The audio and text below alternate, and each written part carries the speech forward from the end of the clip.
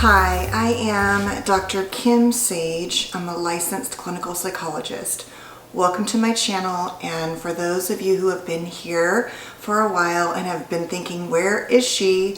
I have been the last week or so, the last few weeks, getting one of my boys ready for college. And I'm probably gonna cry through this video. That's why this video is about crying, because I took him to college and dropped him off just a few days ago.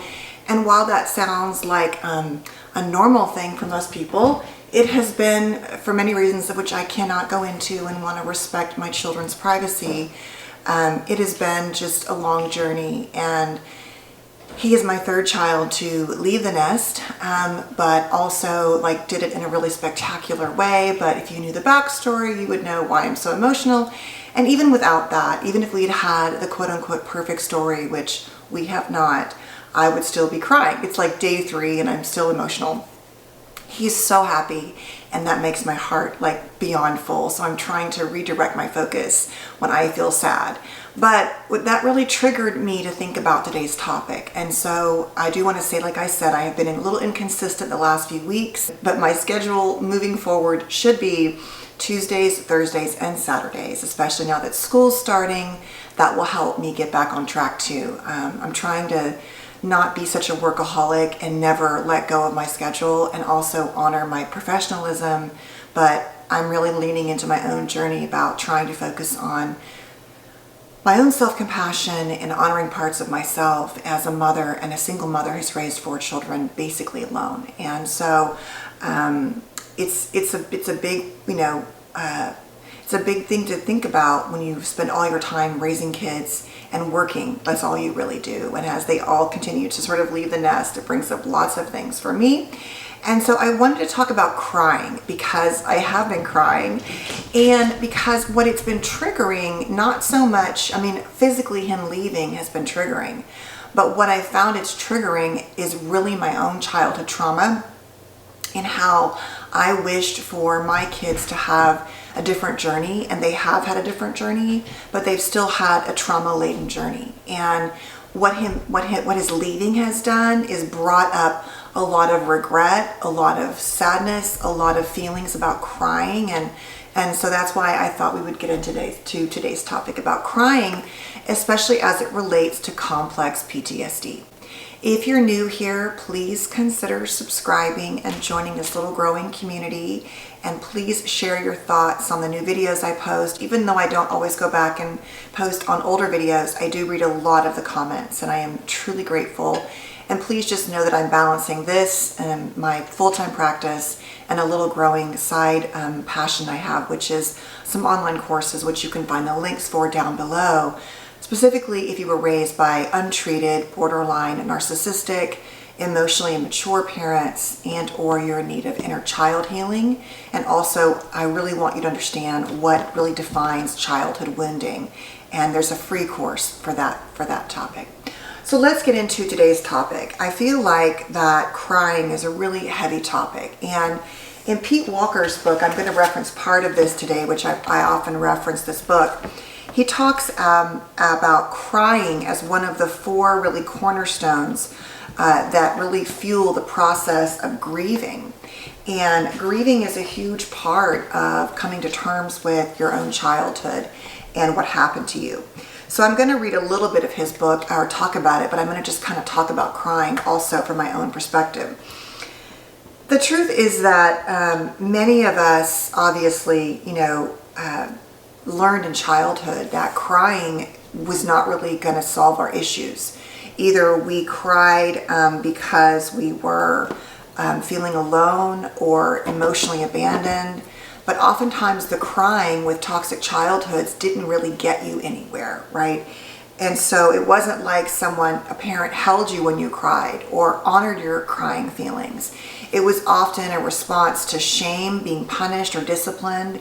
It was often, as I've said, in many videos, and this is probably an older expression, but if you want to cry, I will give you something to cry about.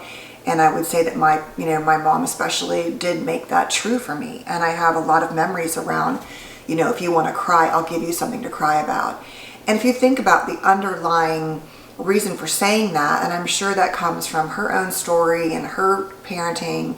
It's just that the expression or that belief system tells us that there's something inherently bad about crying, and that if we're so sad we should cry, then we should be punished for it by being made more sad or punished for more. I definitely will say that there was physical discipline involved for many of us who were told if you want something to cry about, that meant you were going to have some sort of discipline that was usually not something that you wanted to experience and was unsafe.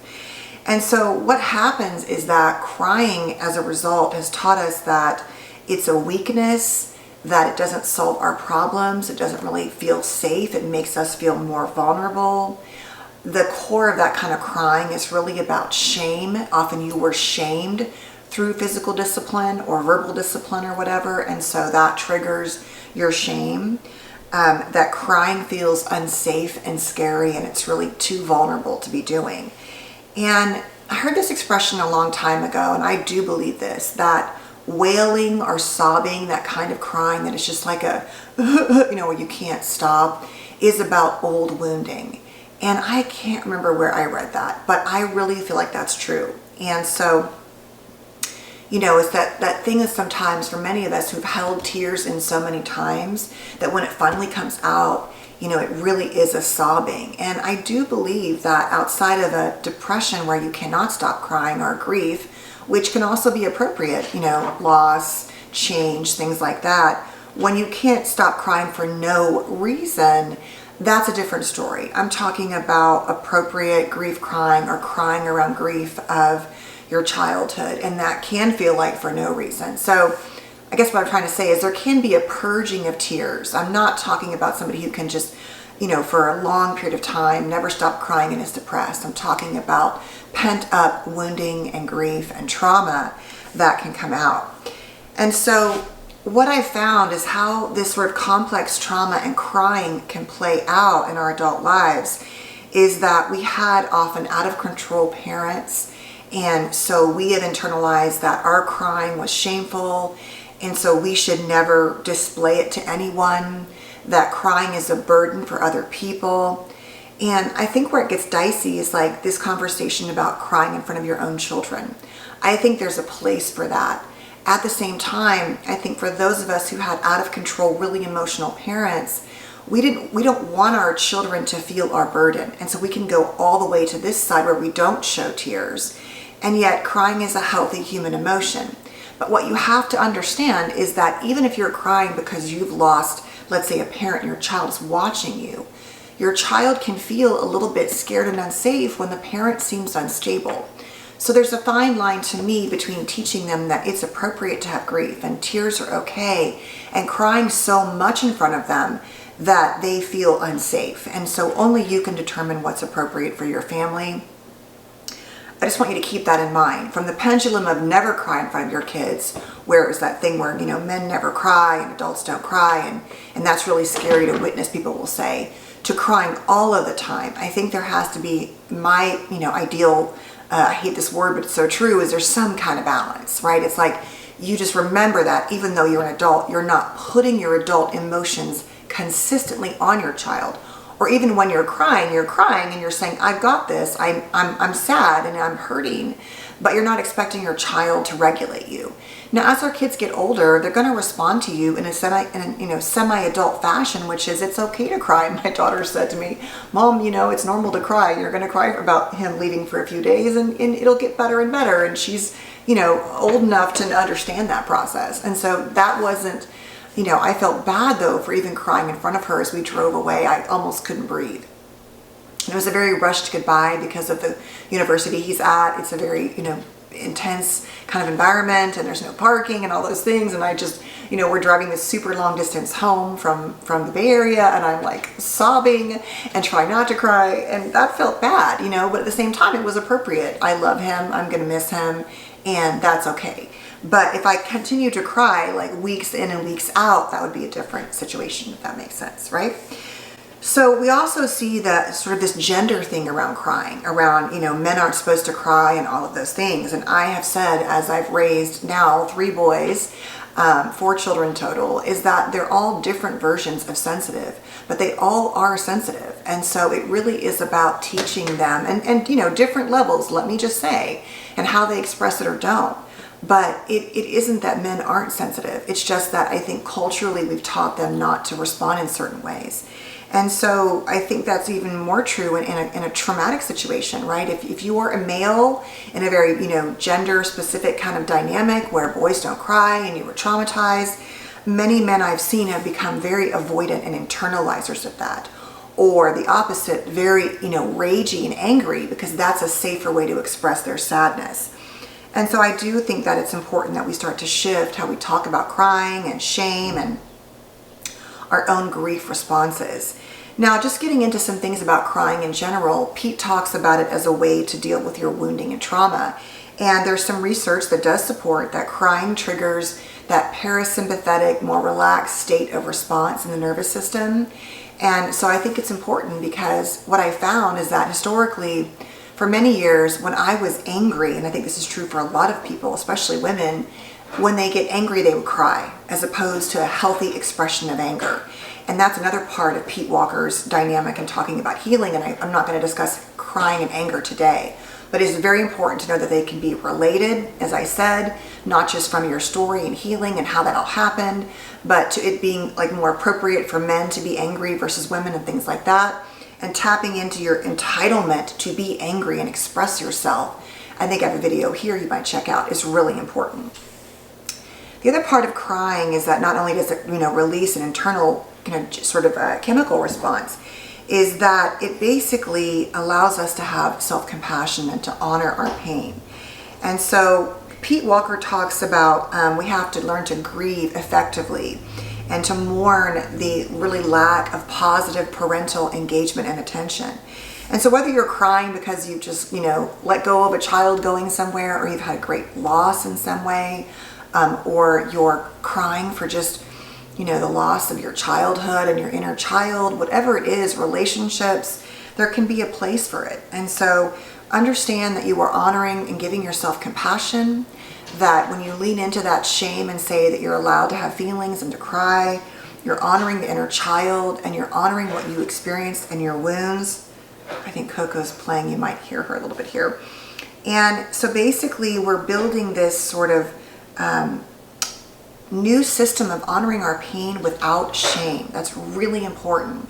I noticed myself, I kept wanting to hold it in and not share it. And, yesterday I was trying to busy myself, but the tears were still coming out as I was unpacking, and that's okay. But I was really trying to observe my own responses to it and how much I felt like I shouldn't be crying, and that, I shouldn't be letting myself be triggered because, like I said in the beginning, it was triggering a lot of my own failed parenting issues. That's what it was bringing up. Even more so than, his own journey and his time and my joy at him finally being in a place where he can be who he was meant to be. I kept going back to all the things I did wrong. And I had to keep self-correcting and wait a minute, that's fine, you can feel that, but let's also honor all the things you did right, the places you supported him that helped him get into this incredible university and to have this life. And so it's like an honoring and then a shifting we want to do. And so it's important to understand, as Pete talks about, that when we greet our own tears with self-acceptance, crying awakens our developmentally arrested, kind of stunted or broken sense of self-compassion. And that when an attitude of self-compassion becomes habitual, more and more honoring of who we are and our wounds and our story, it can instantly be the antidote to the self-abandonment that often goes with emotional flashbacks. And so Pete talks about using crying as a way to deal with emotional flashbacks, and that it's often one of the few ways that will resolve that regressed state back to childhood. And so I think that's what was happening, is in some ways I was regressing back to my own childhood, regressing back to my marriage and my adult life, and all of that was getting muddied with just letting me be sad for him leaving.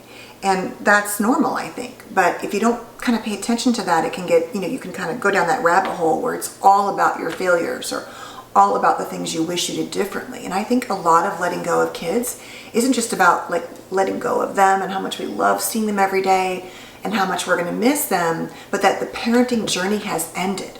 and we cannot go back and redo it again. And for me, that has been a really, I'm getting emotional talking about it, a really hard part of this process. It's like, wow, that's over. And all the things you wished for him that you could have done differently, all the things you hope for him, they're all kind of colliding. And as you can see, like, I'm just gonna let it happen because I think it's important. It's part of my own grief process, not just of, like I said, letting go, but of having compassion for myself that I did the best I could given the circumstances. So on that note, I want to just say that crying can connect to, as Pete mentions, our flashbacks, our inner critic, our tendencies to abandon ourselves and isolate and not give, honor to our pain. And we can kind of just like crumble into these little fear and shame-filled beings. And so I want to just challenge you today to think about what role crying or not crying and how that relates to your emotions and your story, how that's happened, and maybe the work you might want to think about doing and start to resolve your story. I got distracted by Coco. I got her this new toy and she's found it. Anyway, so thank you for being here. I really do appreciate you being here. And I will continue to start posting back on schedule. Please stay safe and well, and let me know down below what your thoughts are about this idea of maybe what role crying and anger and self-abandonment and shame and all that kind of, how that's played out for you. We can talk more about it. If you'd like to talk more about the relationship to anger and all of that stuff, please let me know. So please stay safe and well, and I'll see you soon. Take care.